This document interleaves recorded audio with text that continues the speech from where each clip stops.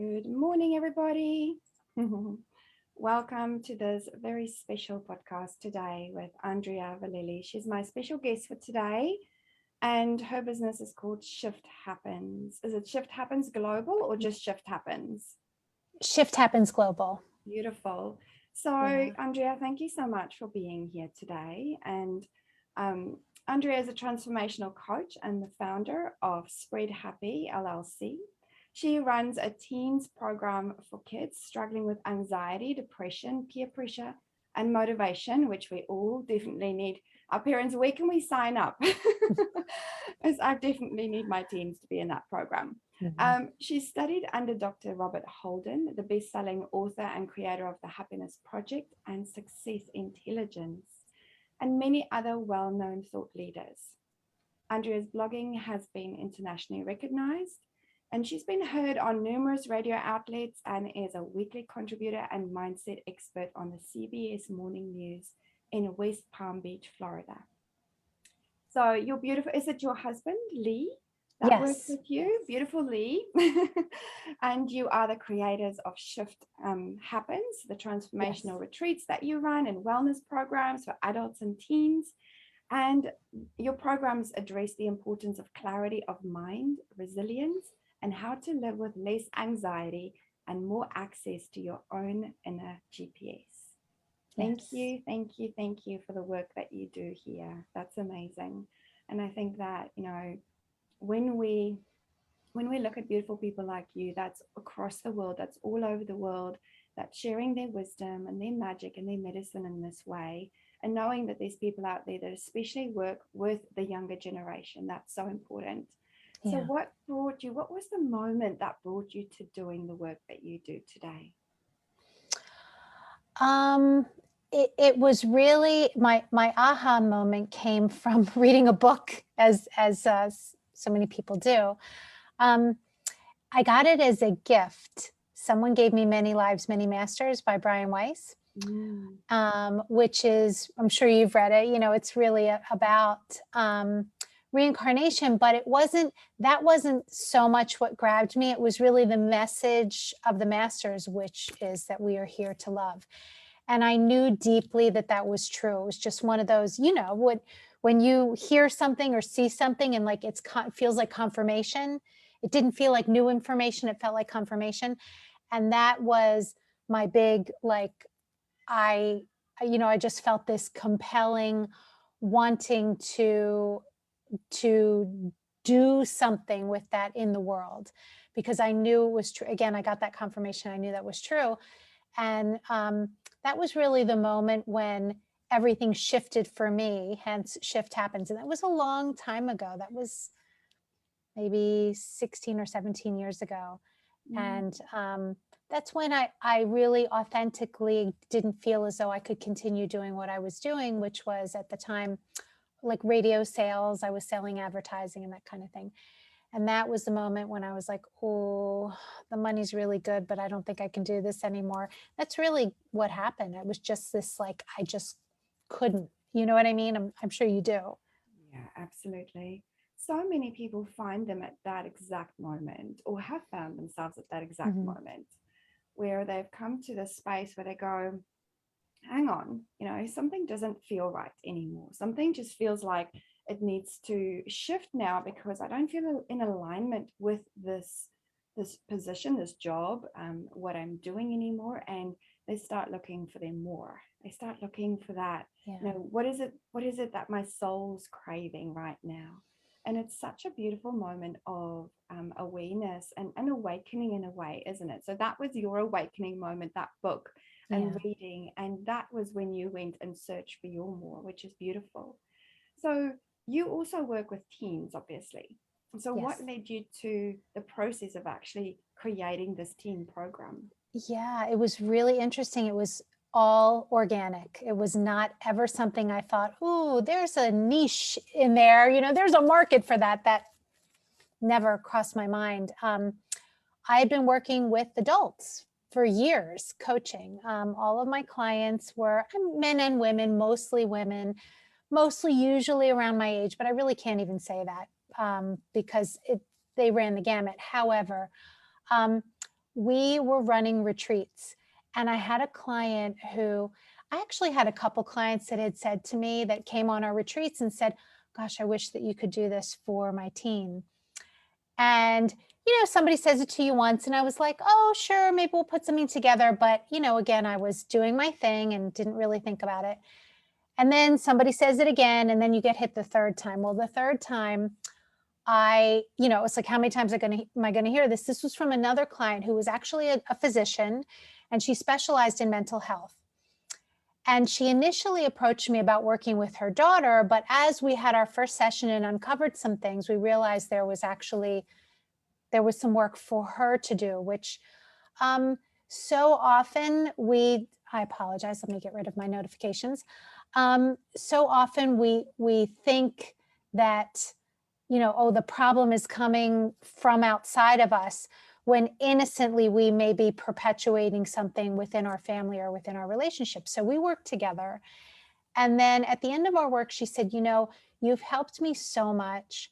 I know that you could help my daughter as well. I'm wondering, did you ever think about doing these retreats that you do for teens?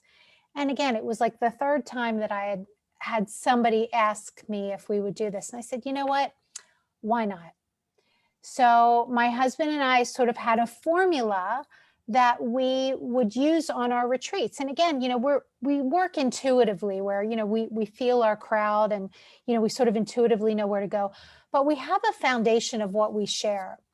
So that's really where it started. We put together a retreat specifically for teens, and it just started really to snowball from there.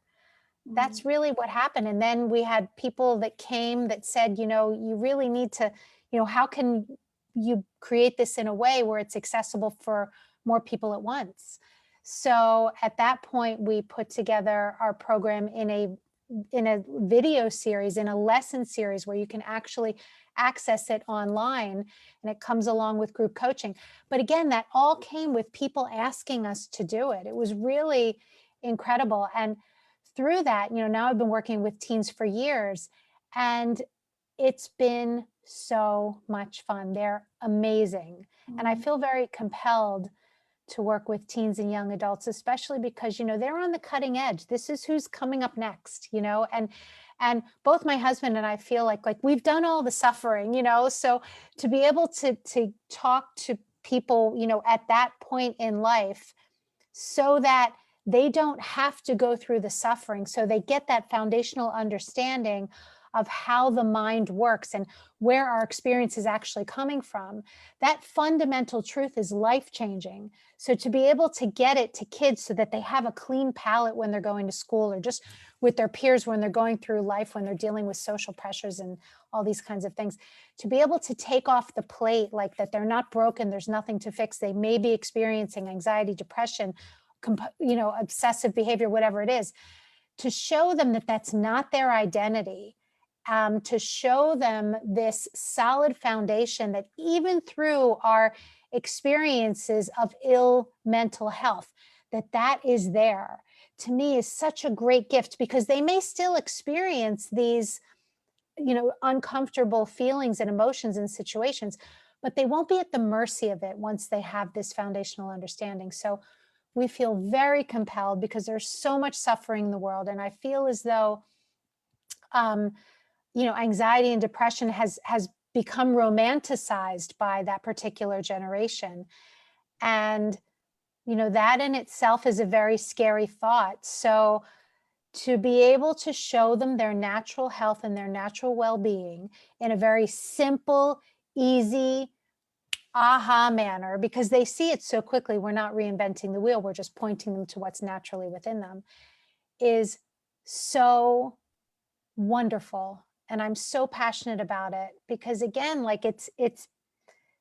they're coming up into the world, and to be able to come up into the world with less suffering and more engagement in life and more opportunity and seeing their potential, that feels so exciting for me and my husband. So that's a big focus for us. We still work with adults and parents and these kinds of things, but we feel very blessed that our clients just encouraged us to create this. And again, it just happened organically, which is so beautiful.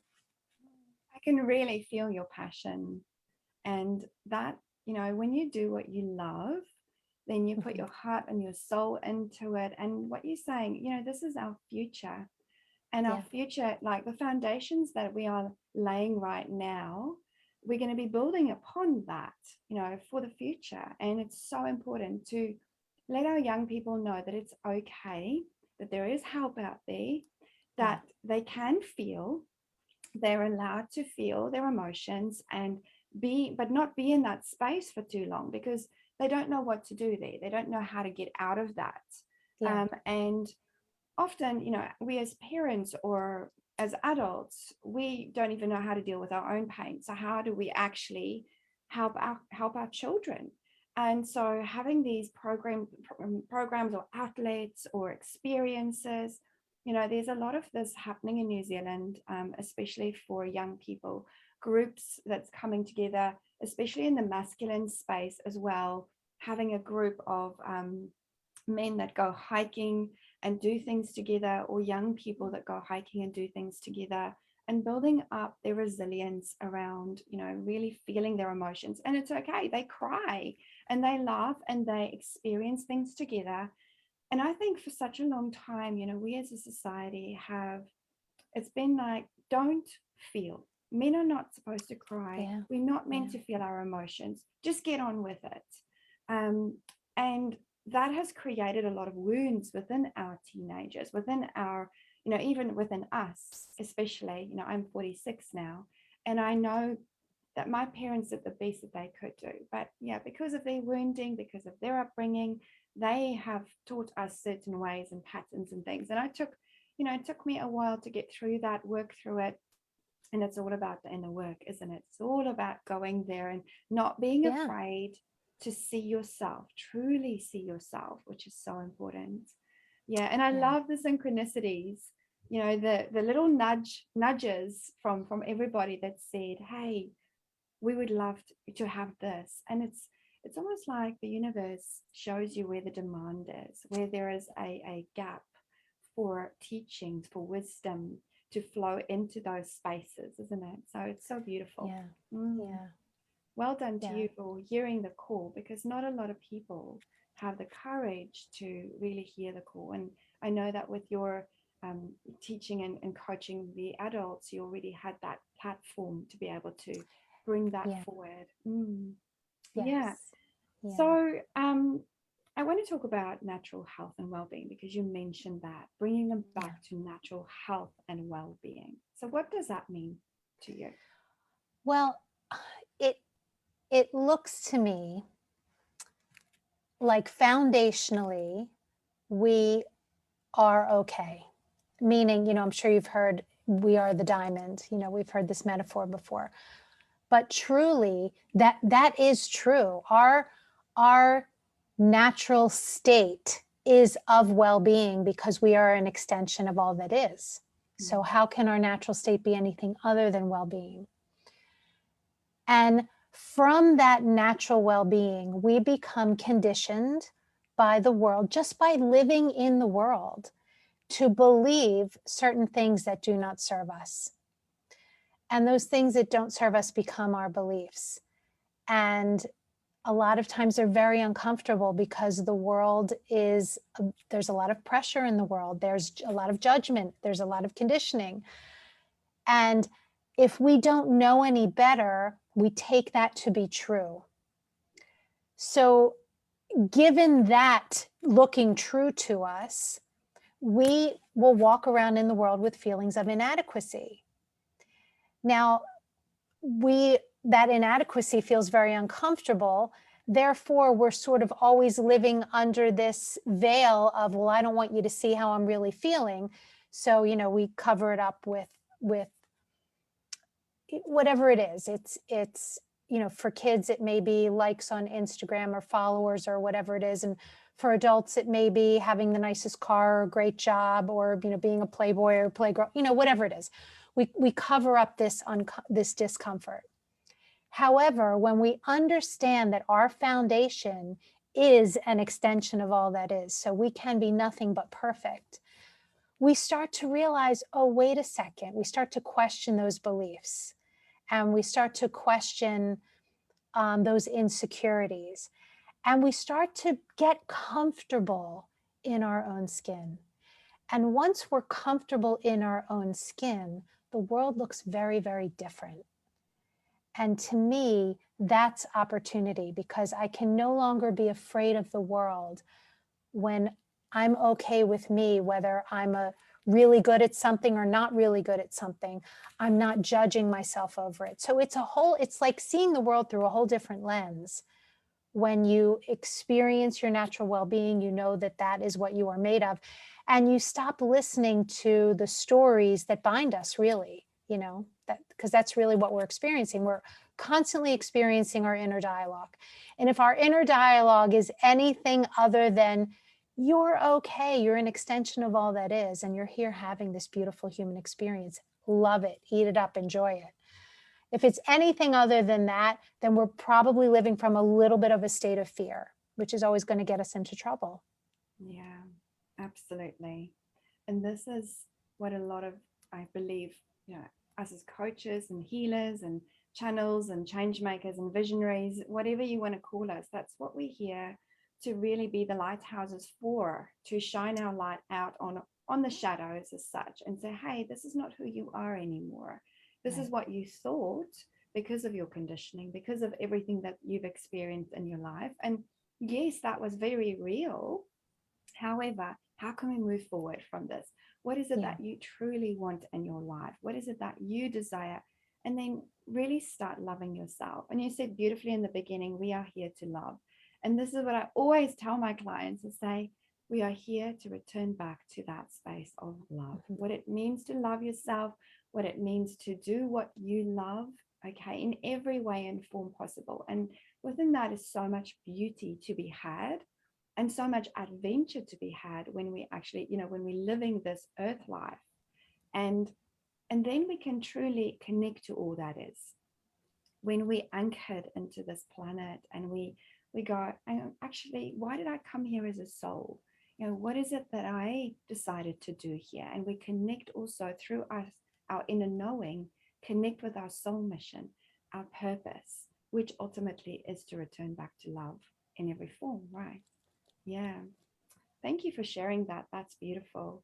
So what kind of tools can you share with the people that's listening out there that can help them to move from this space of fear, not knowing, into a more empowered state? Well, I think the understanding of, and we use the metaphor of the diamond, which again, we did not invent, lots of people use it. But I think that, we don't need any tools. That's the first thing. And tools are really super helpful. I think questioning the inner dialogue is the first step to seeing that we can't trust it and getting more in touch with our intuition. So I would say understanding the diamond, understanding that we have a natural knowing, and it's our birthright to be in a natural flow state.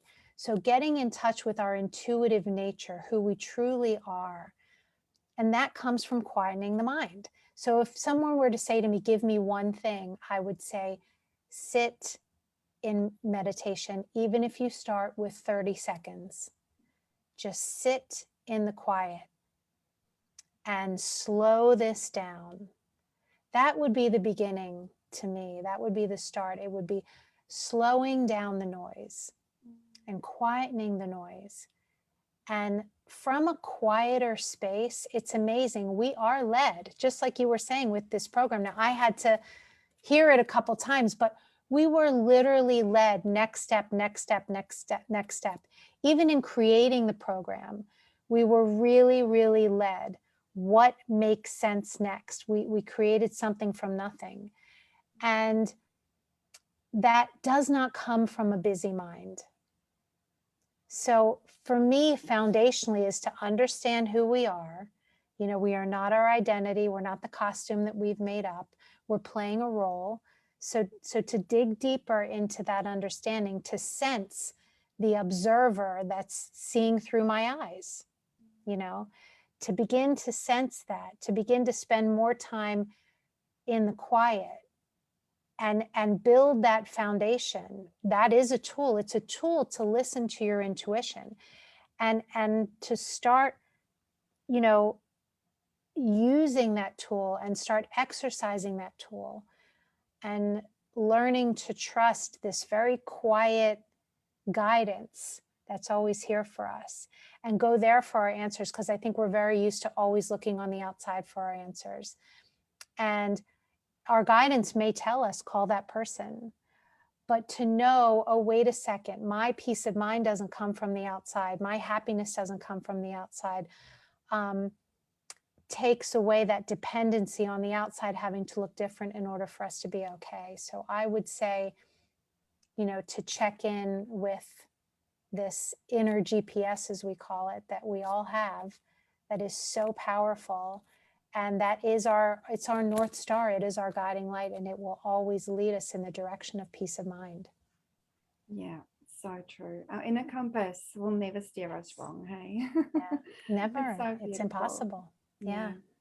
And that diamond that you talk about, you know, I believe that we all have a diamond heart and that we have many different facets. We are, you know, we are a fractal of a whole as such. And so here, when we're living here as human beings or spiritual beings in human form, we are experiencing, or through us, the universe is experiencing our lives as well. So what we upload through our diamond heart and all the different many facets of what we're experiencing, we're sharing it with the universe. We're sharing it out because we're all connected. We're all one. And this is what I feel we're coming back to realization, is that we're not separate. And when you truly see yourself, you realize that in such a beautiful way.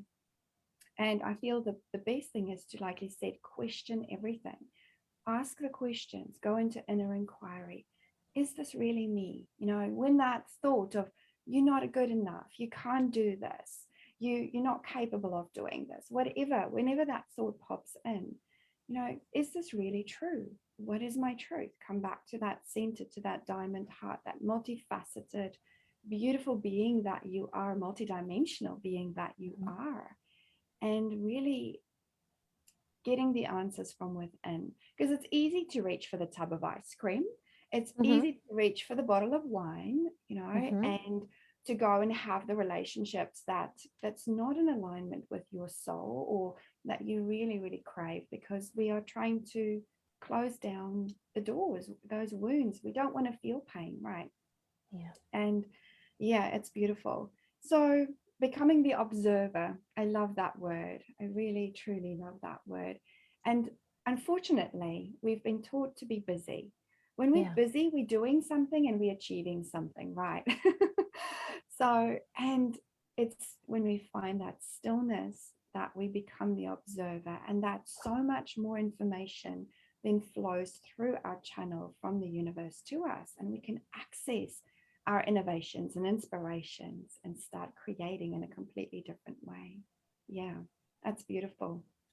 So tell me, it'd be interesting to understand. Tell me about, in your life, a very, very deep lesson that you've learned that changed things for you, an aha moment that you had in your life that changed things for you, apart from the book.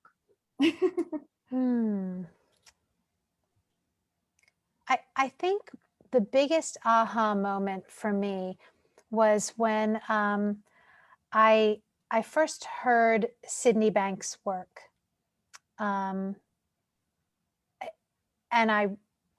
Sydney Banks,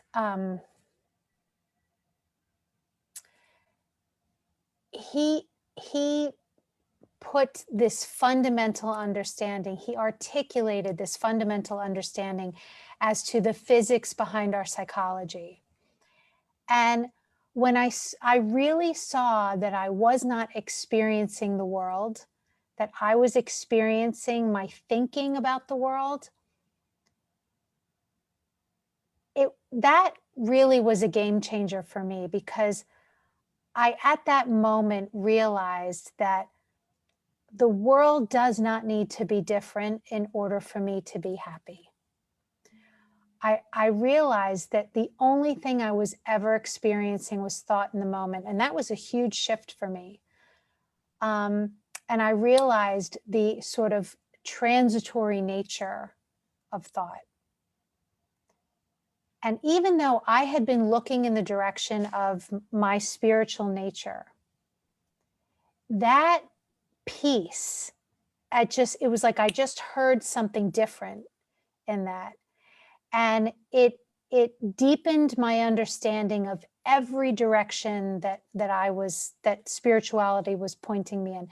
It just deepened that understanding. I guess even though it's not an intellectual understanding, it's experiential. The intellectual knowing of what this is, I had a huge jump from that. That just clarified things. And I think as human beings, even though our experience is spiritual, as human beings, it's helpful to intellectually understand that the joke's on us. Like, it's so helpful to intellectually understand, oh, my mood has everything to do with what I see in the world. Yeah. Therefore, I can't trust it.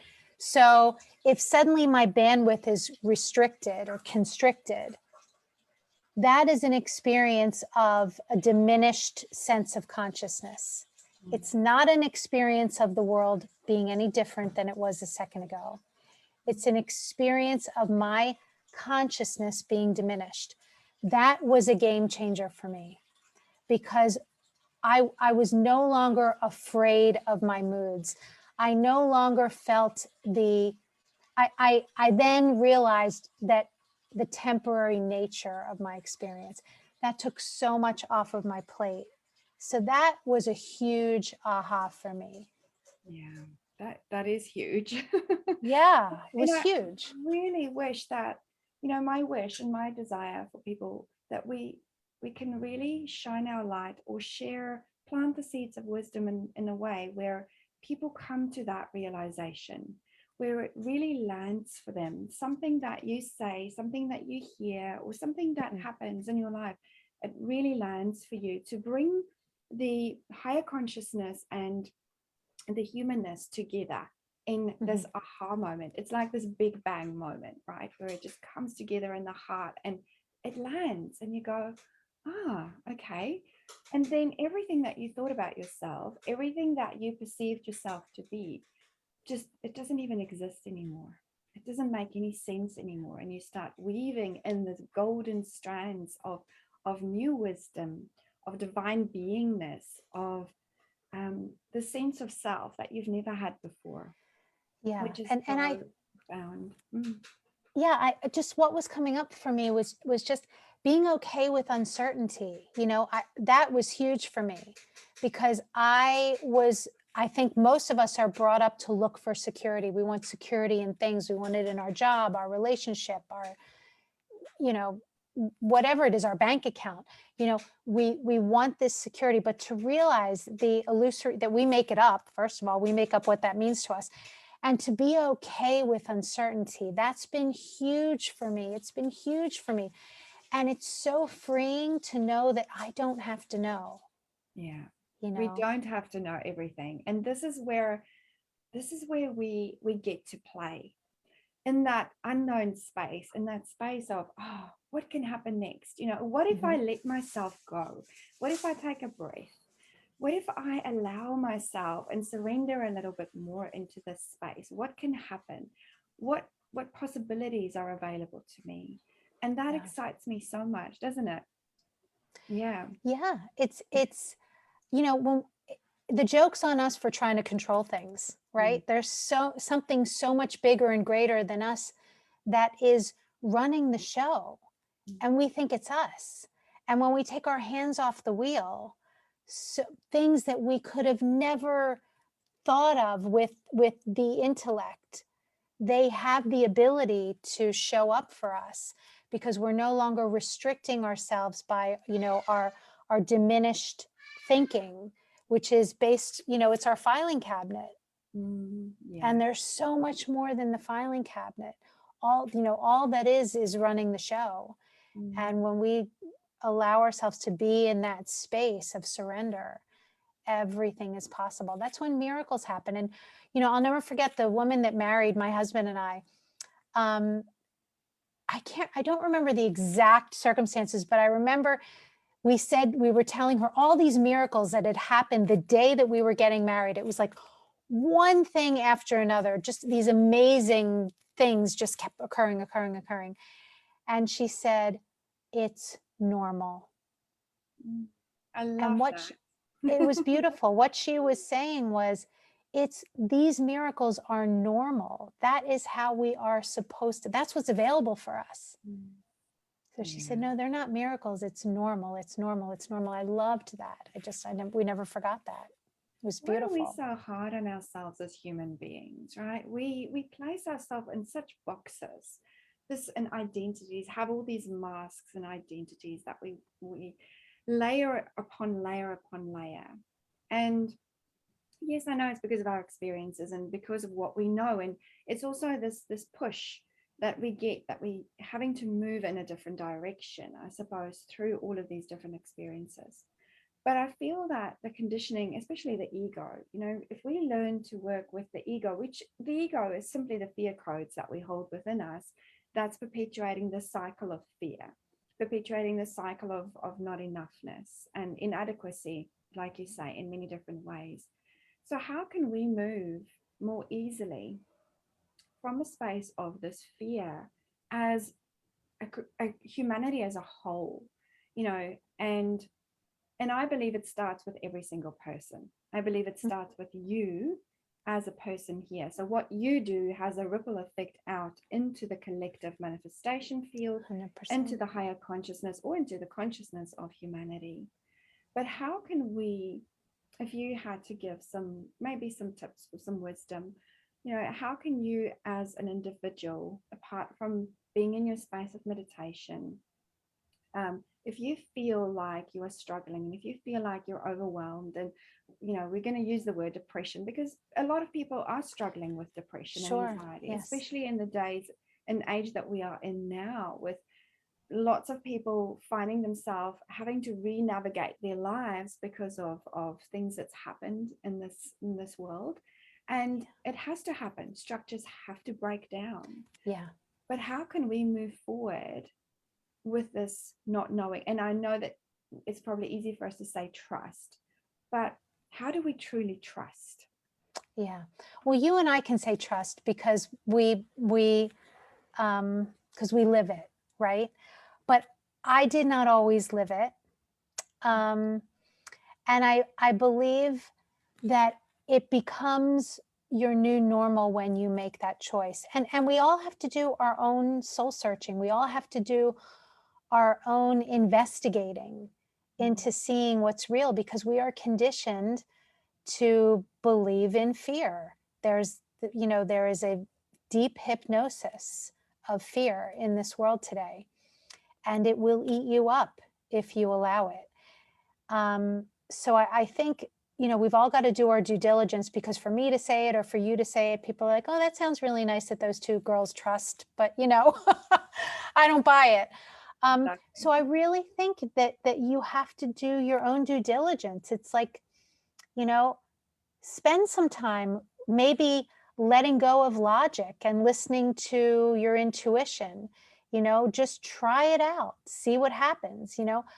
It's experiential. The shift is experiential, but it can't happen unless you're willing to loosen the grip on the reins. So I believe that's where it starts. Start doing your own research. Start questioning. Take a break from the news, from TV, from all of these outside social media, all of these influences. Take a break and decide to do your own experiments and see what comes up for you. Because again, it's one thing for you and I to say, well, this is how we live our life, but it didn't happen overnight. I had to do my own research and my own discovery and my own sort of like, oh, you know what? I didn't push against that. And amazingly, this worked out. Or I stopped questioning everything. I started listening to my gut and things started to improve. Or I took a leap of faith and everything worked out. Start looking back on your life and notice, like when you listen to your intuition, when you listen to your gut, were you happy that you did? I've never had somebody say, no, I wasn't happy that I did. But I've had so many people say, when I didn't listen to that nudge, I really messed up. Yeah. So start doing your own research. Start looking at, this beautiful mechanism that is who we are. It's built into our system. And start noticing, we don't have to work so hard. Yeah, totally. We don't have to work so hard. It is. We Yeah. are ease and grace if we allow ourselves to be.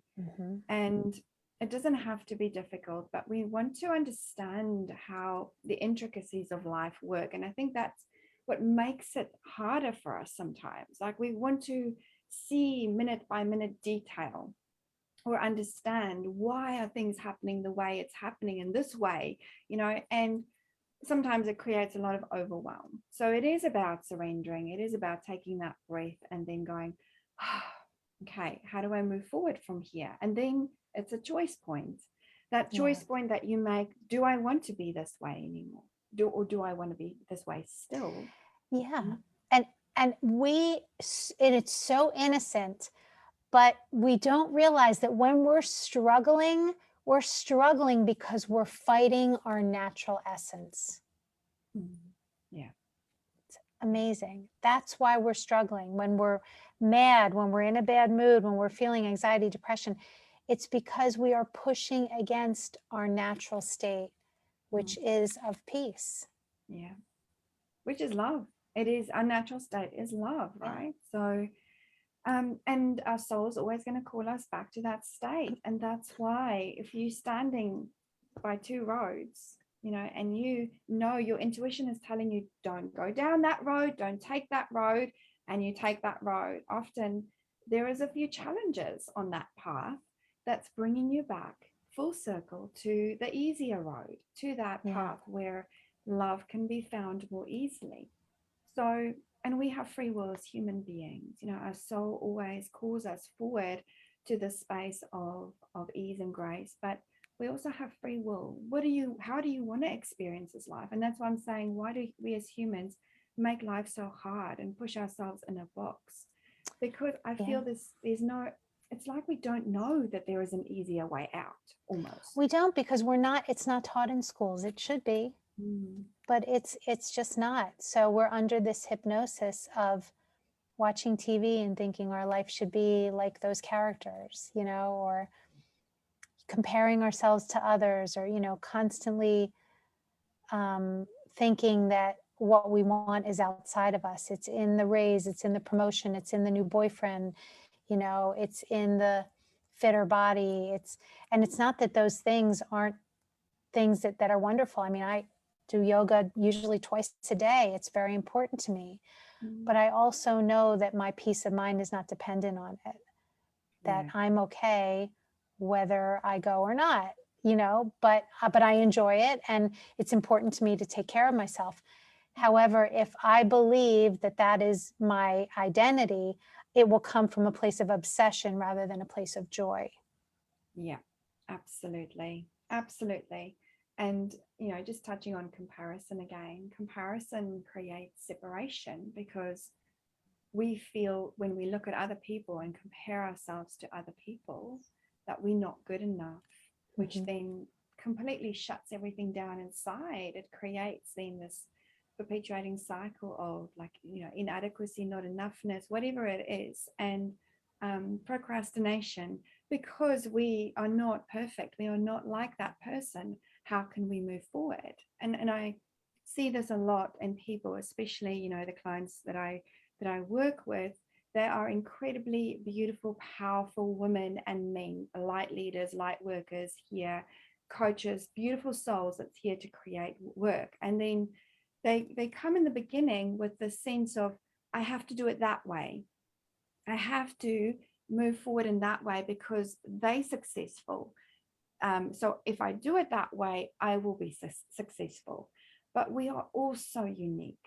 We are all so different. And it's when they find their uniqueness. Oh, It's my beautiful. cat.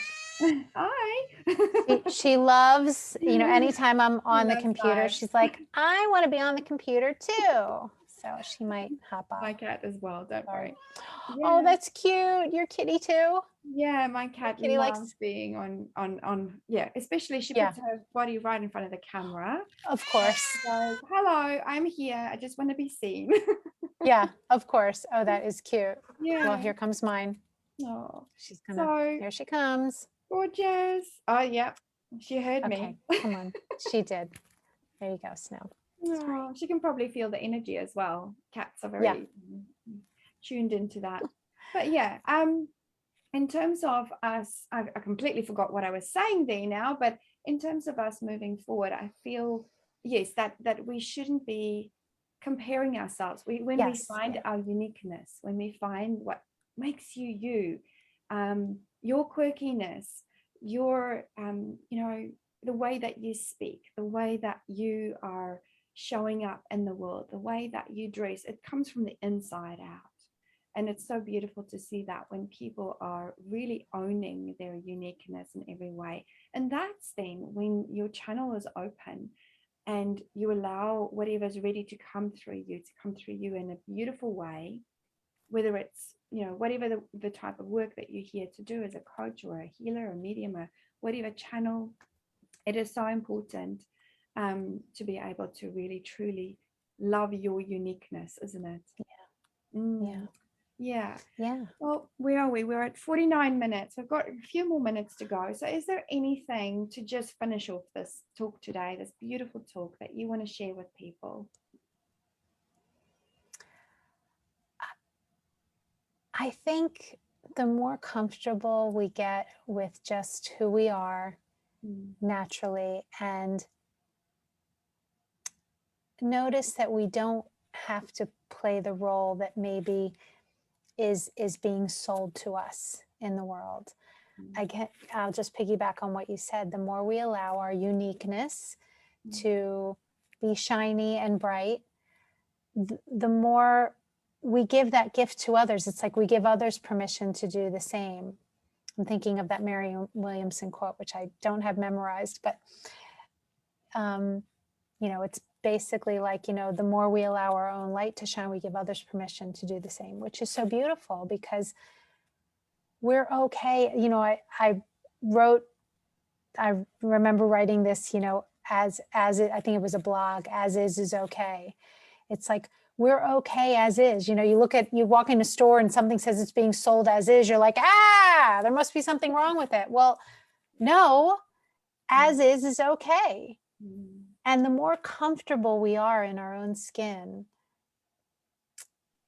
the more other people feel that comfort around us. And just like you said, it's the butterfly effect. When we're okay, we give permission to others for them to be okay. And it's the trickle down theory. You're feeling good and you run into somebody and you feel good, so you give them a compliment, and then they come home and they're feeling good, so they give their kid a compliment, and then their kid's feeling good, so they call their friend and give them a compliment, and everything rolls, and it goes the other way too. So be conscious of what you're putting out into the world. And if you're not feeling great, I almost want to say, don't believe your thinking. Just notice that maybe it's not the right time to communicate. It's definitely not the right time to send the text message or the email. Just notice when you're not feeling well, we're a little constricted. Our bandwidth is a little constricted, and that's okay. It's temporary. But don't buy into it, because that's when our stories become bigger and bigger and bigger. And then we walk around with like this mental handicap of, there must be something wrong with me. Yeah. So I think the more we allow ourselves to experience our natural essence, which is of love,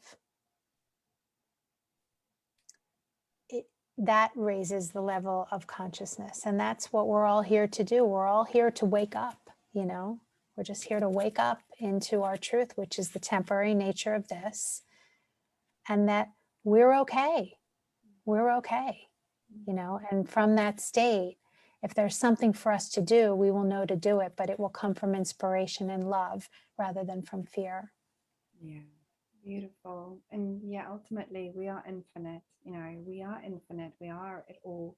And claiming who you are in the moment, whether it be a bit of fear and saying, well, this is actually, I'm just going to hold myself in safe embrace right now whilst I'm going through this, whilst I'm experiencing this, or whether it is within that joy and love, that's okay. It's okay. And I feel that the words "it's okay" have so much more meaning than what people actually give it credit for. And if you speak to yourself kindly and you tell yourself, let me breathe, I am enough, I am okay. I'm a huge believer in I am statements. And when you claim back your I am, and you feel, because it works on the mental and emotional and on the physical and spiritual, okay, it works on so many different levels. So having some beautiful tools, which it does help to be able to give yourself a pep talk every now and then and say, hey, Absolutely. don't believe all of the stuff that you're telling yourself, girl and boys, just go out there, live this life, enjoy life. You came here to experience life in every moment, and it can be easy, it can be joyful if you want it to be. Yeah. That's right. Thank you so much, Andrea, for this beautiful talk today. I had so much fun having you on here, and it feels like we can talk forever. Yes, thank you so much. I love everything that you share, and your essence is so beautiful. And it's so much fun to be able to share this, with have a like-minded conversation. And I appreciate it. Thank you so much for what you do and what you share with the world and your gifts. It's beautiful. Thank you so much. And go out there and work with more teenagers. And if you're out there and you're listening to this podcast and you want to find Andrea, where do we find you? What's your website address? So the website is shifthappens.global. And if you go on my website, you can find us on all of our social media outlets. And also you can click in, you can sign up, and there's a beautiful talk that you can get for free, which would be super helpful. It's very inspirational. So you can sign up for our newsletter, which only maybe once a month, twice a month. So it's not bombarding. And there's lots of information on our teen programs and programs for young adults. And thank you. I appreciate it. The Shift Happens Global. So wonderful. Thank you so much for having me. This was wonderful. Thank you. Have a beautiful rest of your day. And everyone out there that's listening, thank you for your time and for listening to this conversation. Until we speak again.